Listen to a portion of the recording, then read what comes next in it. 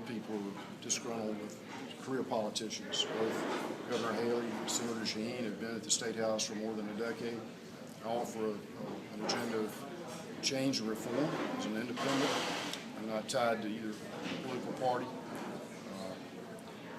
or special interest. I'm free to represent the people of this state and do what's best for South Carolina. You talk about DSS and the Governor Haley is promoting thousands of jobs during her tenure in office.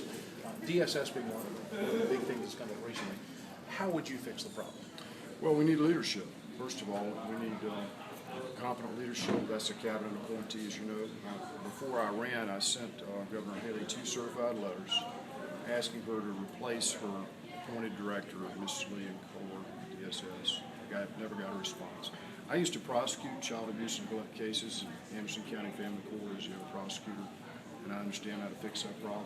The way to fix it is to have more online caseworkers with smaller caseloads. And they've got way too many supervisors and not enough case workers. You know, the Senate hearings, we finally got an answer out of DSS as to how many children in the most vulnerable population being supervised by DSS. The national standard is that you don't have more than 10 or 12 children per caseworker.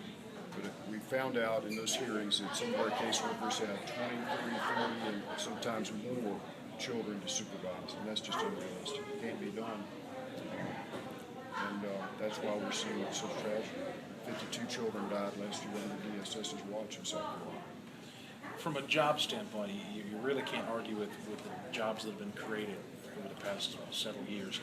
But in terms of, you talked earlier with some folks earlier about how there are fewer people employed now than there were before. What would you do to keep those employers, the Springs Industries that have obviously left this area, the major employers that we have here, how would you keep those in South Carolina? Well, I want to abolish the state personal income tax. That would help small businessmen. You know, most jobs in South Carolina are created by small business. I'm a member of the South Carolina Small Business Chamber of Commerce, and we need to help Main Street. I want to get cash back on Main Street in South Carolina so that we can stimulate small business growth and development. It's fine to recruit new industry to the state, and I'll certainly continue to do that. But I'm suspect of, very suspicious of the numbers that Governor Haley's throwing around. These are, quote, announced jobs. Many of these jobs have not come to South Carolina, and many never will. And what she doesn't reflect in the figures are the jobs that have left our state. We've got a number of companies, unfortunately, that have left.